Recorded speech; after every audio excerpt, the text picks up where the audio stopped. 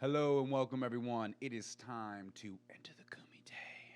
Today we will be digging into the return of Khamzat Chimaev. But first, if you enjoyed the content we're creating, make sure to like, share, and subscribe. You can also find us on Breaker, Google Podcasts, Pocket Cast, Radio Public, and of course Spotify. So let's get right into it. Khamzat Chimaev is a prospect that I have been excited for a very long time. He is currently 9-0 and has looked absolutely dominant in all of his outings and has finished every opponent that he's been in there with. He blew up when he took 2 fights in 10 days and then just a third a month and a half later. This is in the UFC. This doesn't happen in the UFC. He actually broke the record for winning 2 consecutive fights in the shortest amount of time. Now, another amazing statistic is that in 2 of those fights, he didn't take a single punch on the highest level of MMA.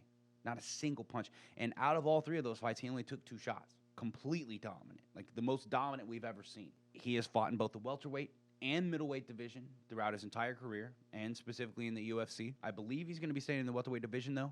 And this man is huge for welterweight division. If we see him stick around in the welterweight division, welterweights have a problem on their hands. Shortly after, Khamzat contracted COVID-19, and his body didn't react well to it. He started to recover, and he had a fight scheduled with Leon Edwards, a huge jump up in a very short amount of time. But that fight fell through 3 separate times due to him stressing his body during recovery and actually making it worse and extending the negative effects. Chimaev announced his retirement from competition and also shared an image of a bloody sink. The social media posts have since been deleted, and he has since walked back that retirement talk, and he also blames himself for aggravating the symptoms during a recent visit to Las Vegas. Now, he's coming up against Li Jingliang at UFC 267. Li is a legit contender in the welterweight division. He is coming off of a KO victory over Santiago Ponzinibbio, who I deem to be I hold in very high regard. He is currently 18-6 and has had some ups and downs, particularly struggling with grappling. That being said, I don't think his grappling is bad. It's actually pretty good, but I don't think fighting Khamzat is doing him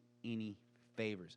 So this is the boogeyman of the welterweight division, and Li decided to take that risk. You got to give him props for that. So let's delve into the wrestling, grappling, and the grappling department is where I think Khamzat will have his biggest advantage. Khamzat has an amazing well of experience as a grappler. Chimaev is a 3-time Swedish national champion, gold medal, and also won bronze in Chechnya during his first year out there. And that region is a breeding ground for some of the best wrestlers that the world has ever seen. Li seems to leave his legs out too much and at times ends up in very squared stances.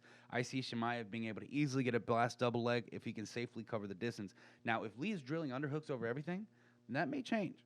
But many times he tries to go for a sprawl even when a fighter is too deep in and on his legs. I don't see Li's BJJ being high level enough to get any sweeps or reversals from the bottom. I see his best defense for the takedown actually coming from his back being on the cage. If Khamzat gets a hold of his leg out in the open, I believe he'll easily be able to get that takedown. However, if Li has some leverage against the cage, he may be able to utilize an underhook and pivot off, reset the stand-up. I'm not sure if Li's grappling cardio will hold up in this one. As we saw from his fight with Neil Magny, after that first round of wrestling, Li was not the same fighter going into the second. He ended up going the distance in that fight, and props to him, but his movement and power was not the same for the following 2 rounds. Let's get into the striking. If Li has an advantage anywhere, it will be in the stand-up. Khamzat has some decent striking from what we've seen, but I think Li will be able to use his striking to set up some powerful shots. Li has gotten to the point to where he is actually feinting effectively, but this is something that is kind of new to his game. In his fight with Ponzinibbio, Li's variety of feints made it very difficult for Ponzinibbio to close the distance. Li was feinting every punch in the book. He likes to feint a lot with the hands and then go for that inside leg kick rather than taking the risk to be the first to start letting the hands go. Again, this is something new to his game. I could see Li actually throwing that right hand into his left hook and landing it on someone like Khamzat, the way that Khamzat fights. But Li better make sure to be feinting and throwing that uppercut to put it into Khamzat's head. Otherwise, he's just going to dip underneath. He's going to start engaging in the grappling. Even if he doesn't get the takedown, he's nullifying your striking offense. Li keeps his head off of the center line. He has developed a habit of moving his head with just about every punch that he throws.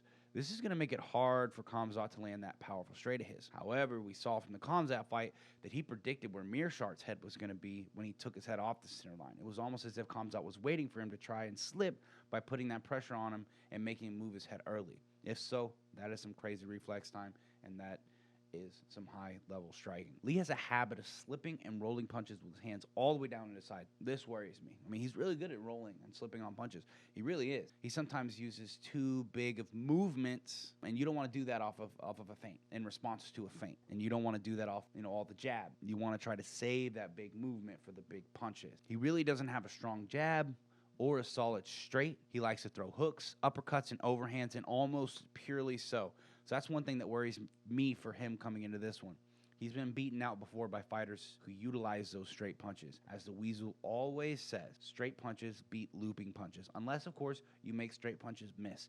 And that's what Jingliang banks on. He likes to make them miss and then catch them with those big hooks, those big uppercuts, those big overhands. His uppercut may give Khamzat something to think about, especially if he can time it on one of Khamzat's takedowns. But I've also seen his uppercuts put him in bad situations, like in his fight against Jake Matthews. Matthews caught him clean with a straight when Lee threw out that uppercut. He got knocked out on his feet, but his recovery is insane, man.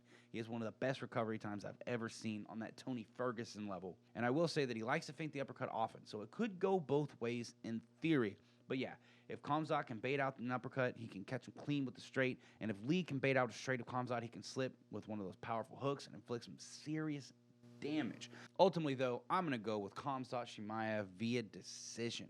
I think Lee is tough as nails and has a great chin, but I don't see his takedown defense holding up in this one. I will say that Khamzat does not want to take too many risks out there on the feet because Lee has some serious power and has really improved his stand-up game since he's been a part of the UFC. All right, guys, with that, we will wrap up our thoughts on Li Jingliang versus Khamzat Chimaev. I really do predict for Khamzat to be one of the best to ever do it, but we'll have to see. He does have all the potential in the world and the mindset of a killer. If you enjoyed this video, make sure to like, share, and subscribe. Remember, guys, this is not a sport. You don't play fight.